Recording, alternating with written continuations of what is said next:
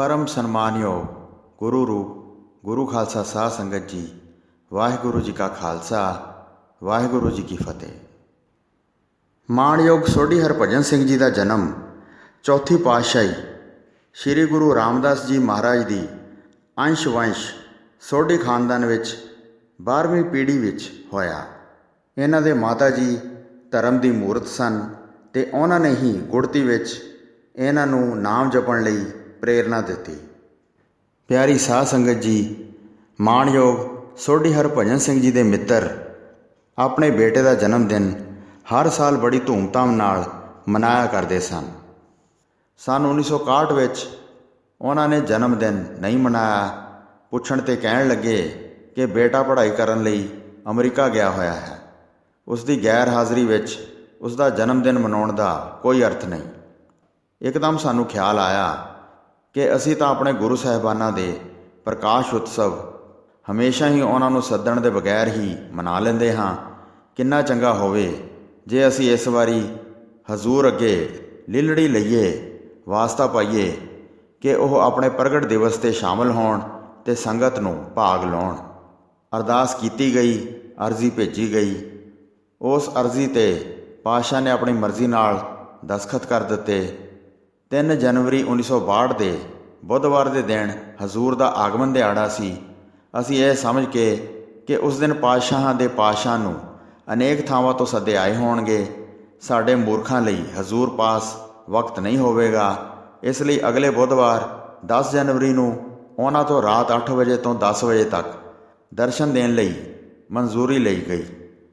संगतां ने फैसला किया कि उन्हां दी भेटा लई मूल मंत्र का 25 लाख पाठ किया जाए। सो संगत ने खुशी खुशी आपस में वंड लिया। फैसला यह होया कि केवल वह ही माई भाई सतसंग की हाज़री भर सकता है जो भेटा लैके आवे। सिद्दकी बंदियां ने अपने दूर नेड़े वसदियां रिश्तेदारां नूं भी ये सूचना कर दी। एक बीबी प्रेम कौर दे मन में बड़ी लगन सी, पर उसका पता नहीं सी लगता कि रात नूं इकल्ली साडे सतसंग विच आवे, क्योंकि उसका घर सड़क तो काफ़ी दूर घुप हनेरे विच सी। देवनेत नाल उसके पति नूं दुकान का सौदा खरीदण लई दिल्ली जाना पै गया, जिस ते उसनूं कुछ दिन लग जाने सन। वह खुश होकर अपनी सहेली बीबी हरदयाल कौर दे पास गई ते साथ देण लई बेनती की। उसने दस्या कि उसके पति ने, जो हरी के पत्नी इंजीनियर सी, बुधवार नूं आउणा है ते असीं तिन्ने ही मिल के सतसंग लई चलांगे। इस तरह मेरा एक वीर सरदार भगवंत सिंह ते होर कई मित्र भी जलंधर तो आ गए। उसकी धर्म पत्नी नूं बच्चों नाल घर ही रहना पिया। शहीद सिंघां दीयां फौजां सवेरे तो ही हज़ारां की गिणती विच आउणियां शुरू हो गईयां ते उन्हां ने अपने डेरे लगा लए। सूरज छिपदे सार ही उन्हां ने अपनी ड्यूटी संभाल लई। सारी संगत नूं शाम 7 बजे तो पहलां हाज़री भरन दा विचार दिता गया। सड़क उत्ते एक वीर की ड्यूटी लगा दी कि वह आउण वालियां संगतां तो उन्हां दी भेटा का वेरवा लिखदा जावे। बीबी प्रेम कौर ते उसके साथियों को पता नहीं सी कि अंदर केवल वह ही जा सकता है जिसने भेटा लियांदी होवे। बाहर बैठे वीर ने उन्हां नूं रोक दिता ते भेटा मंगी। उन्हां तिन्हां ने 5-5 दमड़े भेटा लई अर्पण किए, पर वह उसने वापस कर दिते, क्योंकि भेटा तो केवल मूल मंत्र के पाठां दी ही लैनी सी, जो उन्होंने किते नहीं सन। वह निराश होकर मुड़न ही लगे सन कि उन्हां चों एक नूं फुरिया, पाठ हुण कर लेंदे हाँ, ये जरूरी नहीं कि हज़ारां की गिणती विच कीता जावे। खड़े खड़ोते एक ने 5, दूसरे ने 7, तीसरे ने 9 पाठ कर लए। जद उन्हां दे पाठ रजिस्टर ते लिखे जा रहे सन तां बाकियां दी गिणती पढ़ के उन्हां नूं कुछ लज्जा आई। खैर उन्हां नूं अंदर आउण दी इजाज़त मिल गई। अंदर आगमन ते शब्द पढ़े जा रहे सन ते संगतां झूम झूम के 8 वजण की उड़ीक कर रही सन। अखीर 8 वजने ही सन, वज गए, पर हजूर प्रगट नहीं होए। कुछ धरास सी कि हो सकता है कि घड़ियां दे वक्त विच फर्क हो गया होवे। 8:05 ते अखीर 8:10 हो गए। हुण साडे सबर का प्याला भर गया। दास ने भुब्बा मार के रोना शुरू कर दिता, गिड़गड़ा के माफ़ी मंगी। ਕਿ ਸ਼ਾਇਦ ਭੇਦ ਦੇ ਪ੍ਰਗਟ ਕਰਨ ਦਾ ਇਹ ਫਲ ਹੋਵੇ। ਮੈਨੂੰ ਵੇਖ ਕੇ ਸਾਰੀ ਸੰਗਤ ਵਿੱਚ ਕਰੁਣਾ ਰਸ ਛਾ ਗਿਆ ਤੇ ਸੰਗਤ ਵਿੱਚ ਬੈਠੇ ਤਕਰੀਬਨ 400 ਵੀਰ ਭੈਣਾਂ ਧਾਹਾਂ ਮਾਰਨ ਲੱਗ ਪਏ। 8:15 ਹੋ ਗਏ, ਫਿਰ 8:20 ਹੋ ਗਏ ਤੇ ਅਖੀਰ 8:25 ਵੀ ਘੜੀ ਨੇ ਵਜਾ ਦਿੱਤੇ। ਆਸ-ਪਾਸ ਦੇ ਲੋਕ ਘਰ ਦੇ ਦੁਆਲੇ ਆ ਖੜ੍ਹੇ ਹੋਏ ਕਿ ਪਤਾ ਨਹੀਂ ਇੱਥੇ ਕੀ ਹੋ ਗਿਆ ਹੈ। ਦਰਵਾਜ਼ੇ ਅੰਦਰੋਂ ਬੰਦ ਹੋਣ ਕਰਕੇ ਉਹ ਅੰਦਰ ਨਹੀਂ ਸੀ ਆ ਸਕਦੇ। ਯਕਾਯਕ ਇੱਕ ਲਿਸ਼ਕਾਰਾ ਪਿਆ ਤੇ ਸਾਰੀ ਸੰਗਤ ਵਿੱਚ ਸੰਨਾਟਾ ਛਾ ਗਿਆ।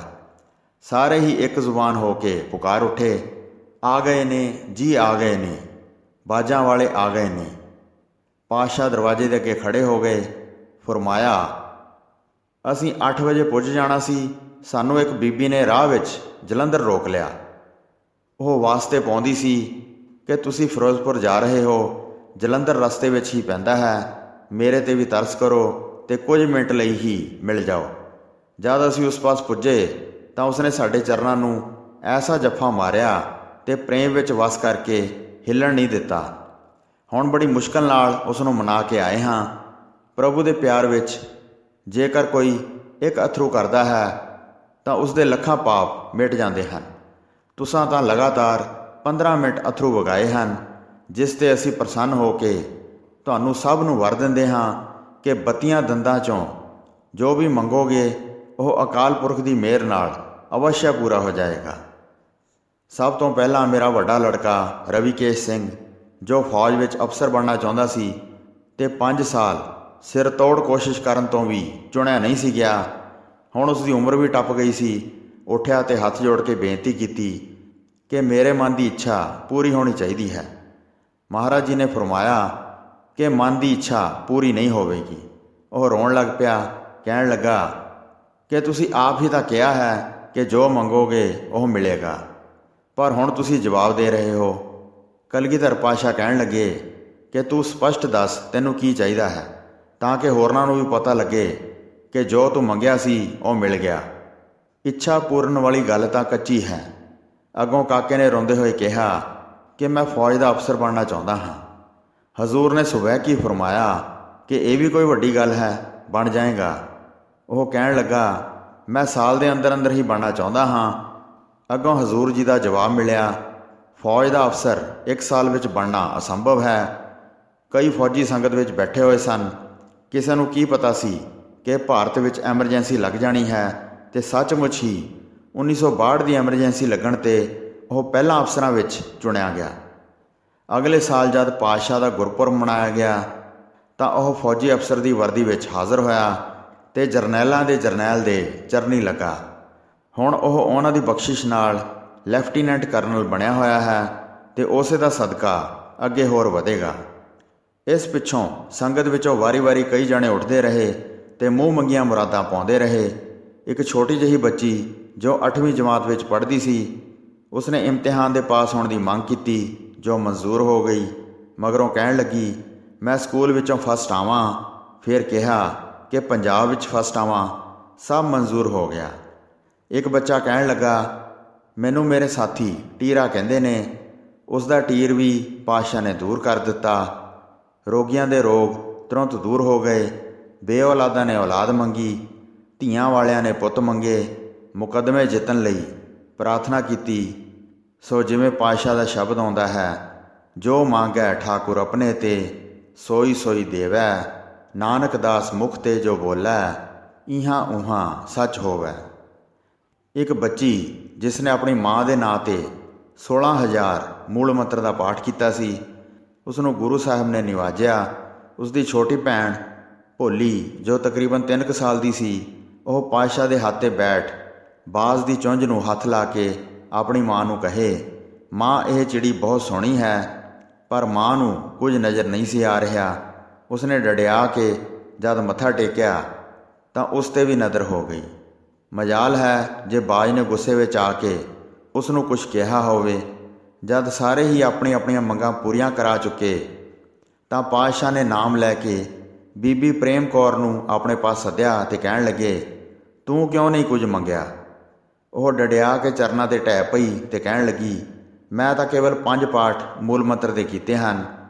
ਮੈਂ ਕਿਹੜੇ ਮੂੰਹ ਨਾਲ ਮੰਗ ਸਕਦੀ ਹਾਂ? ਮੇਰੀ ਪੋਜੀਸ਼ਨ ਉਸ ਘਾਈ ਵਰਗੀ ਹੈ ਜੋ ਟਕਾ ਲੈ ਕੇ ਸ਼੍ਰੀ ਗੁਰੂ ਹਰਗੋਬਿੰਦ ਸਾਹਿਬ ਜੀ ਦੇ ਦਰਬਾਰ ਵਿੱਚ ਭੇਟਾ ਕਰਨ ਗਿਆ ਸੀ ਤੇ ਸ਼ਰਮ ਦਾ ਮਾਰਿਆ ਅੱਗੇ ਨਹੀਂ ਸੀ ਧਰਦਾ। ਉਹਨਾਂ ਨੇ ਆਪ ਮੰਗ ਕੇ ਉਸ ਪਾਸੋਂ ਟਕਾ ਲਿਆ ਸੀ।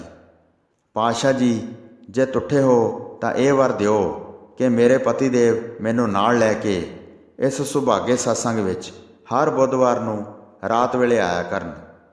5 ਸ਼ਬਦ ਹਜ਼ੂਰ ਦੀ ਹਜ਼ੂਰੀ ਵਿੱਚ ਪੜ੍ਹੇ ਗਏ। ਉਹਨਾਂ ਦਾਸ ਨੂੰ ਉਹ ਕਵਿਤਾ ਸੁਣਾਉਣ ਲਈ ਕਿਹਾ ਜੋ ਦਾਸ ਆਮ ਹੀ ਸੰਗਤਾਂ ਵਿੱਚ ਪੜ੍ਹਿਆ ਕਰਦਾ ਸੀ, ਜਿਸ ਨੂੰ ਸੁਣ ਕੇ ਉਹ ਗਦਗਦ ਹੋ ਗਏ। 10:30 ਵਜੇ ਭੋਗ ਪਿਆ।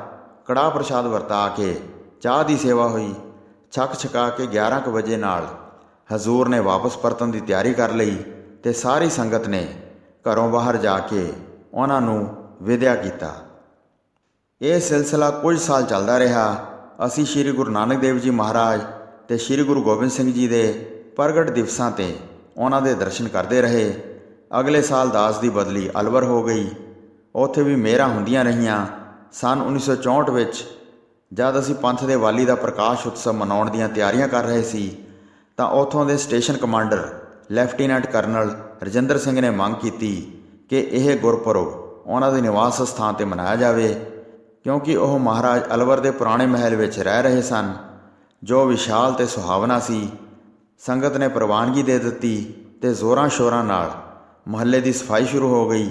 ਸਾਰੇ ਮਹਿਲ ਨੂੰ ਨਵੇਂ ਸਿਰਿਓਂ ਡਿਸਟੈਂਪਰ ਕੀਤੀ ਗਈ, ਪੋਲਿਸ਼ ਕੀਤਾ ਗਿਆ, ਪੇਂਟ ਕੀਤਾ ਗਿਆ, ਸੜਕਾਂ ਦੀ ਮੁਰੰਮਤ ਕੀਤੀ ਗਈ, ਫੁੱਲਾਂ ਤੇ ਬੂਟਿਆਂ ਨੂੰ ਨਵੇਂ ਸਿਰਿਓਂ ਸ਼ਿੰਗਾਰਿਆ ਗਿਆ। ਕਈ ਫੌਜੀ ਤੇ ਸਿਵਲ ਸੰਗਤ ਇਸ ਸੇਵਾ ਵਿੱਚ ਹੱਥ ਵਟਾਉਂਦੇ ਰਹੇ। ਸੱਚੇ ਪਾਤਸ਼ਾਹ ਦੀ ਰਿਸੈਪਸ਼ਨ ਲਈ, ਆਰਾਮ ਲਈ ਥਾਵਾਂ ਮਿੱਥੀਆਂ ਗਈਆਂ। ਸਾਰਾ ਦਿਨ ਹੀ ਪੈਲੇਸ ਵਿੱਚ ਚਹਿਲ ਪਹਿਲ ਰਹਿੰਦੀ ਸੀ। ਬੈਂਡ ਰਿਸੈਪਸ਼ਨ ਲਈ ਤਿਆਰ ਕੀਤਾ ਗਿਆ। ਜਦ ਗੁਰਪੁਰਬ ਵਿੱਚ ਕੇਵਲ 2 ਦਿਨ ਰਹਿ ਗਏ ਤਾਂ ਸ਼ਾਮ ਨੂੰ ਆਮ ਦਿਨਾਂ ਦੀ ਤਰ੍ਹਾਂ ਕਰਨਲ ਸਾਹਿਬ ਆਪਣੀ ਸ਼੍ਰੀਮਤੀ ਨੂੰ ਨਾਲ ਲੈ ਕੇ ਸਾਡੇ ਘਰ ਆਏ। ਚੁੱਪਚਾਪ ਸਿਰ ਨੀਵਾਂ ਕਰਕੇ ਬੈਠ ਗਏ। ਮੇਰੇ ਬਾਰ-ਬਾਰ ਪੁੱਛਣ 'ਤੇ ਵੀ ਉਹ ਕੁਝ ਨਹੀਂ ਸੀ ਦੱਸ ਰਹੇ। ਕਦੀ-ਕਦੀ ਇੰਨਾ ਜ਼ਰੂਰ ਕਹਿੰਦੇ ਸਨ, ਮੈਨੂੰ ਮਾफ़ ਕਰ ਦਿਓ। ਮੇਰੀ ਸਮਝ ਵਿੱਚ ਕੁਝ ਨਹੀਂ ਸੀ ਪੈਂਦਾ, ਕਿਉਂਕਿ ਅੱਗੇ ਜਦ ਉਹ ਆਉਂਦੇ ਸਨ ਤਾਂ ਖਿੜੇ ਮੱਥੇ ਸਾਰੇ ਦਿਨ ਦੀ ਪ੍ਰੋਗਰੈਸ ਦੱਸਿਆ ਕਰਦੇ ਸਨ, ਪਰ ਅੱਜ ਬਿਰਕਦੇ ਨਹੀਂ ਸਨ। ਮੈਂ ਗੁੱਸੇ ਵਿੱਚ ਆ ਕੇ ਕਈ ਕੁਝ ਕਿਹਾ, ਪਰ ਉਹ ਕੁਝ ਉੱਤਰ ਨਹੀਂ ਸੀ ਦਿੰਦੇ। ਜਦ ਮੇਰਾ ਪਾਰਾ ਬਹੁਤ ਚੜ੍ਹ ਗਿਆ ਤਾਂ ਉਹ ਕਹਿਣ ਲੱਗੇ, ਕਲਗੀਧਰ ਪਾਤਸ਼ਾਹ ਨੂੰ ਕਹਿ ਦਿਓ ਕਿ ਉਹ ਨਾ ਆਉਣ, ਹੁਣ ਤਾਂ ਮੇਰੇ ਵੱਸ ਤੋਂ ਬਾਹਰ ਦੀ ਗੱਲ ਹੋ ਗਈ। ਮੈਂ ਉਹਨਾਂ ਤੋਂ ਉਸ ਦਾ ਕਾਰਨ ਪੁੱਛਦਾ ਸੀ, ਪਰ ਉਹ ਦੱਸਣ ਨੂੰ ਤਿਆਰ ਨਹੀਂ ਸਨ। ਮੈਨੂੰ ਸਮਝ ਨਹੀਂ ਸੀ ਆਉਂਦੀ ਕਿ ਮੈਂ ਕੀ ਕਰਾਂ ਤੇ ਕੀ ਨਾ ਕਰਾਂ। ਜੀ ਕਰਦਾ ਸੀ ਮਾਰ-ਮਾਰ ਕੇ ਉਹਨਾਂ ਨੂੰ ਇੱਥੋਂ ਭਜਾ ਦਿਆਂ। ਮੇਰੀ ਸਾਰੀ ਕੀਤੀ ਕਰਾਈ ਉਹਨਾਂ ਨੇ ਖੂਹ ਵਿੱਚ ਪਾ ਦਿੱਤੀ। ਅਖੀਰ ਵਿੱਚ ਉਹਨਾਂ ਨੇ ਦੱਸਿਆ ਕਿ ਉਸ ਨੂੰ ਆਰਮੀ ਹੈੱਡਕੁਆਰਟਰ ਤੋਂ ਚਿੱਠੀ ਆ ਗਈ ਹੈ, ਜਿਸ ਵਿੱਚ ਉਹਨਾਂ ਨੂੰ ਚੇਤਾਵਨੀ ਦਿੱਤੀ ਗਈ ਹੈ ਕਿ ਉਹ ਧਾਰਮਿਕ ਕੰਮਾਂ ਵਿੱਚ ਹਿੱਸਾ ਲੈਣਾ ਬੰਦ ਕਰ ਦੇਣ।